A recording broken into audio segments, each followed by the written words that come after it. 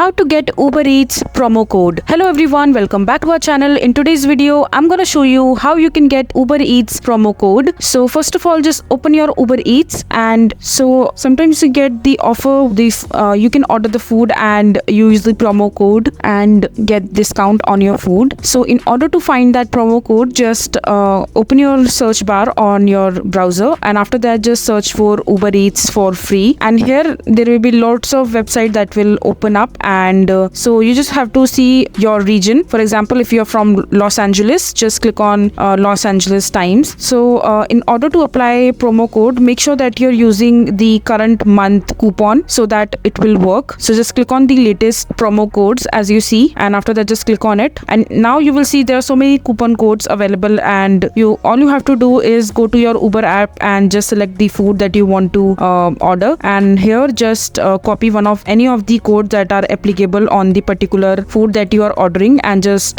place that order using that promo code. So this is how you will get Uber Eats promo code. I hope you find this video to be helpful. So that is it for this video. If you find this video to be helpful, make sure to hit that like button, and don't forget to subscribe to our channel for more such informative videos, and I'll see you the next time.